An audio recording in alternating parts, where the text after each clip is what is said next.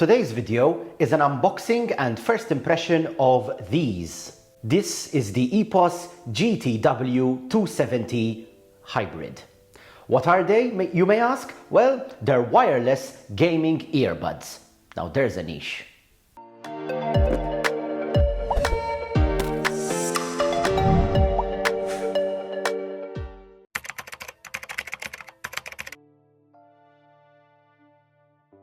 The reason I bought these is that my primary gaming device is my laptop, which I typically use on the kitchen table and more often than not in bed. The few hours I have between going to bed and falling asleep are typically my best and many times only gaming time. So I want to make sure that I spend most of those hours actually gaming rather than finagling about with connecting power adapters and cables and so on, which is why I want wireless buds. Now, your typical hardcore gamer will use a wired headset or a very high-end wireless over-ear headphones. But in my case, I want to have as little stuff as possible on my bedside table, considering I already have a million other things there. So I wanted something small, but that still gives me some decent performance for gaming purposes. Enter the EPOS GTW 270 hybrid, wireless earbuds made for gamers. Now, the main feature here, besides sound quality, is that rather than connecting only with Bluetooth, which they can do, by the way, they also have a dedicated dongle which you can connect to your PC, Switch, or other gaming console. And the idea is that this offers much lower latency when you're using the buds. Remember that when you're gaming, as important as sound quality is, latency is much more important. Especially if you are a competitive gamer. You don't want to hear the shot that can kill you only after it's already killed you. And so this is the idea behind these wireless gaming buds. So, let's get them unboxed.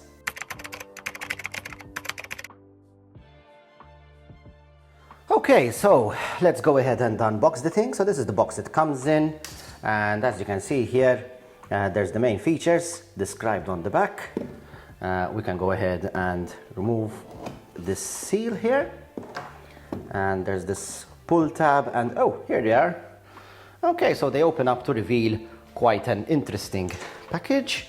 So what else do we get in here? So there's this thingy, which, there we go. I guess documentation and stuff. And we get this information about no pairing and no hassle. Okay, so plug your dongle and it automatically connects with your earbuds. Let's see, open the lid and to power on the earbuds, plug in the dongle. The dongle will light purple when it is automatically connected. So apparently it's a pairing-free experience. And in here there is the quick start guide, technical information, safety information, blah, blah, blah, blah, blah. Okay, so what else do we get in here? Well, obviously we get this guy. Okay, so we get some tips here. And we get what is a, let's see, USB-C to USB-A cable for charging.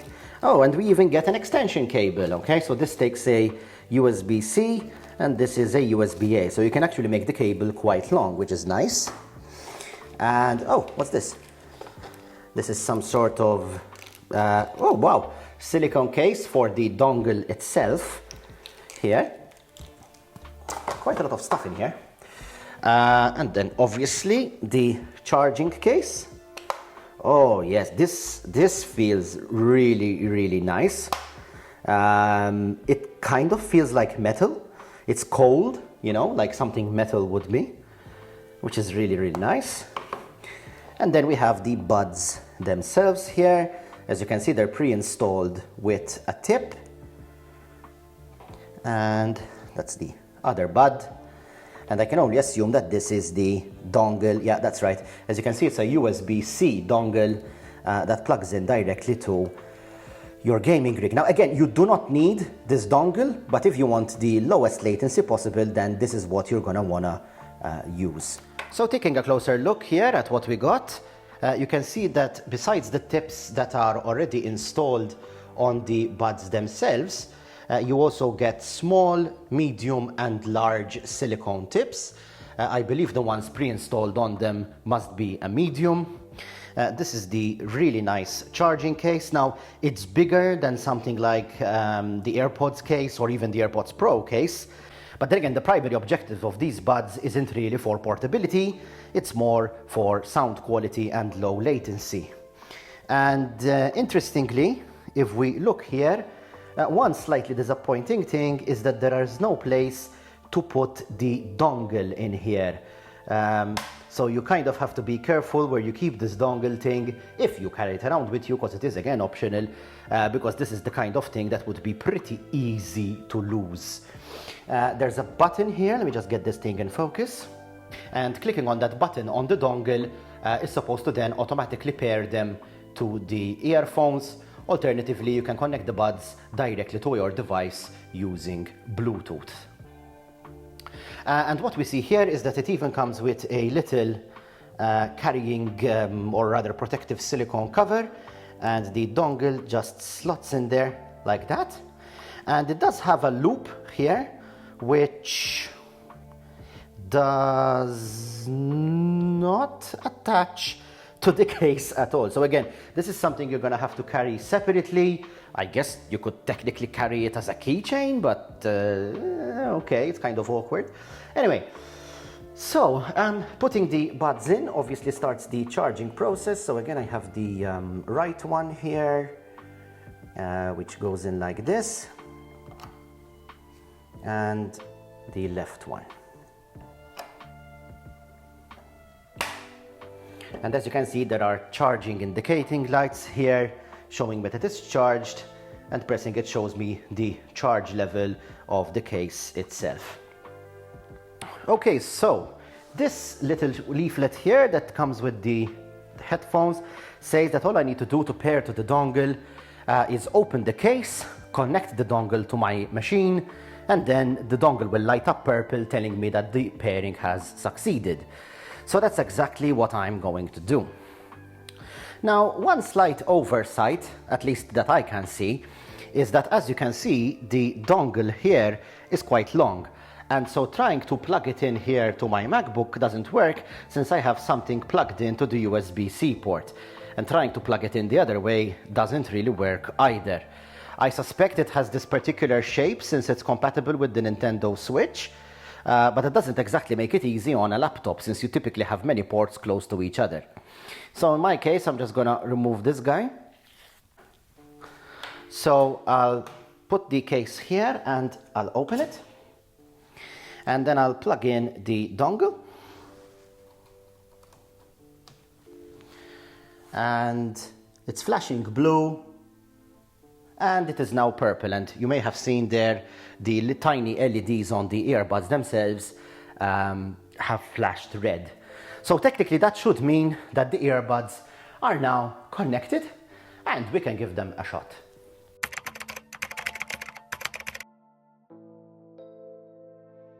Okay, so let's get started with this. So I have them, I have the dongle plugged in and I'm gonna wear them. And I've noticed from wearing them already that they have an extremely comfortable fit, at least in my ears. And as soon as I put them on, I can hear the sound of my voice changing. Clearly they have a very good seal. And you can probably see from here how they fit in my ear. They are placing no pressure at all on my ears, and yet they feel very, very, very secure. So that's always a good thing.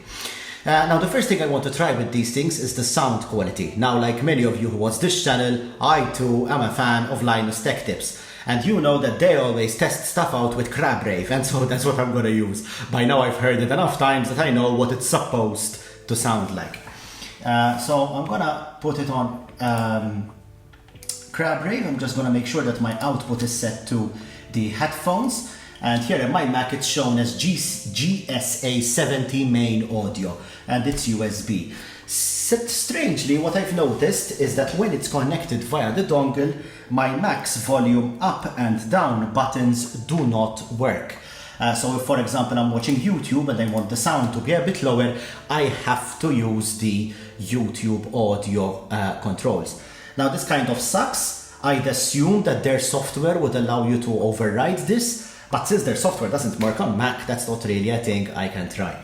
So anyway, I'm gonna try Crab Rave here, and I'm going to skip to the 1 minute mark.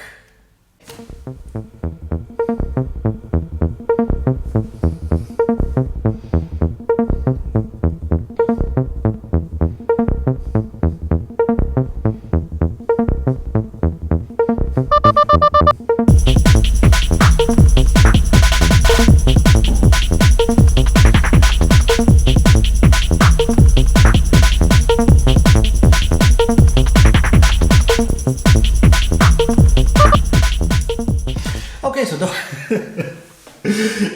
this never fails to get me moving. So yeah, they sound good. They have a good bass, but it's not overwhelming. Okay, so the bass is there, but not at the expense of drowning out the mids or even some of the highs in this particular track.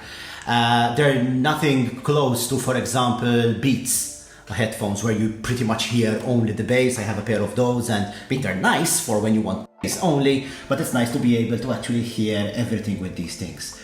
Now, interestingly, there is a button here on this left-hand side headphone. So first of all, it can be used for calls. Pressing it once accepts a call, another time ends it when you're in it, and holding it down whilst the phone is ringing rejects the call. You can also use it to control media playback. So if, for example, I go back to that Crab Rave video that I was viewing earlier, right? I can press the button once, and as you can see, when I press the button, absolutely nothing happens. And the reason for this is that the phones are currently connected via the dongle. So on a Mac, at least, the play and pause button, invoking the digital assistant and so on, only works when they're connected via Bluetooth. But I will try it again in Bluetooth mode and show you. But anyway, the way it's supposed to work is that you press it once for play or pause to toggle, twice to skip a track, and 3 times to go to the previous track. So anyway, the main aim of these earbuds obviously is gaming. So what I'm gonna do here is I'm gonna load up Project Brutality, which is one of the few games that on this Mac actually runs at a decent frame rate. So I'm going to be testing for latency, as well as what the sound of the game actually sounds like in my ears. So this is with the dongle.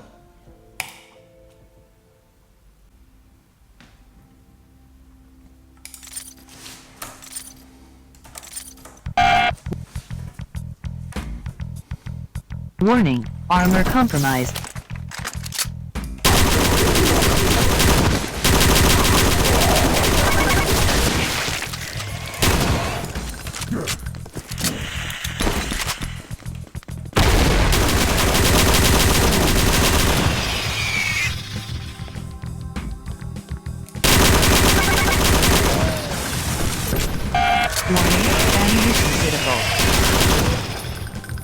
Okay, let's test the latency here. Just want to try something.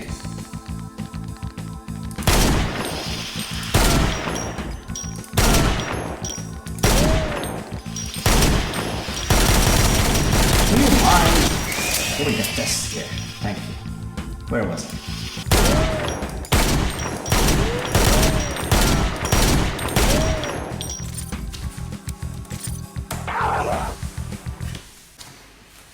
Okay, so with the dongle connected, I couldn't really tell that there was any latency whatsoever, which I guess is good. Obviously, this will only mean something once I connect the thing via Bluetooth to see whether there is any difference. However, as far as audio quality goes, I could really tell where the monsters were coming from, not just left and right, but even, spatially around me. I assume it would be even better with the 7.1 driver, but hey, I guess it's just not supported.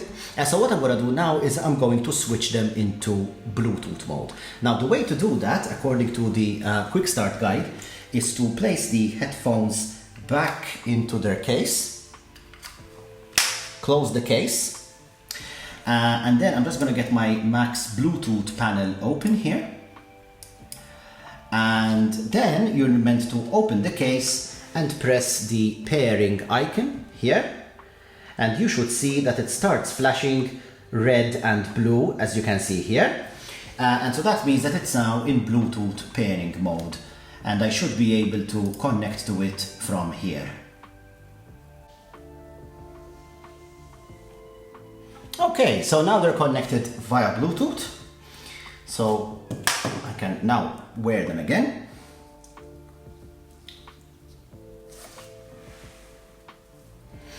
And this time, the audio controls, yeah, as you can see here, they do actually work. So once the device is connected via Bluetooth, it works just like any normal pair of earbuds, at least on a Mac.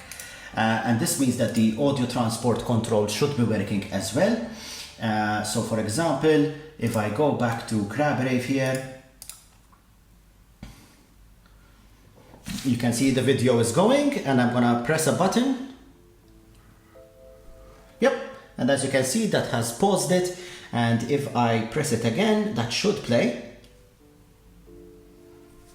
Yep, okay, so that's working. So now what I'm gonna do is I'm gonna play the same level of Project Brutality, and I'm gonna see whether there is any noticeable latency this time.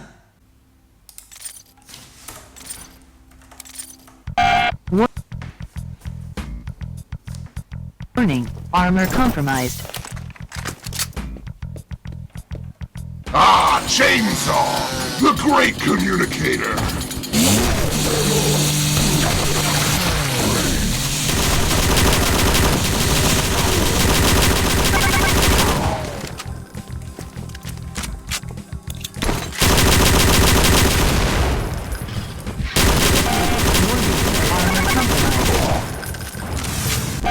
Warning.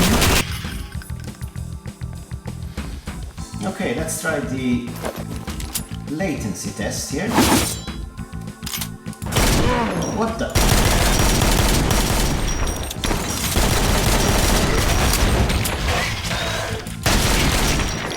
Where was I? Oh, this is definitely different. I can see the flash a little bit before I can hear it.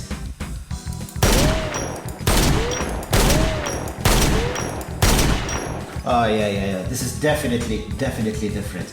I mean, audio quality wise, it pretty much sounds the same. But when it comes to latency, yeah, I mean, there is a definite difference here.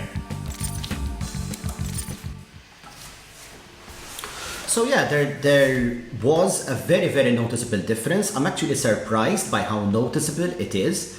When I had the dongle connected, the flash from the gun and the sound of the gunshot were indistinguishably simultaneous.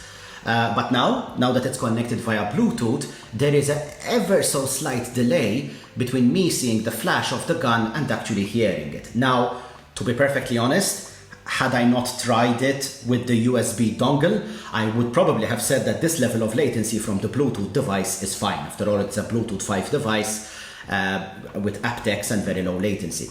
However, comparing it to the dongle, it really does make a difference. Audio quality is the same, it's just a matter of latency, but I'm surprised that the dongle itself actually does something. It's not just a gimmick, it really does contribute to much lower latency.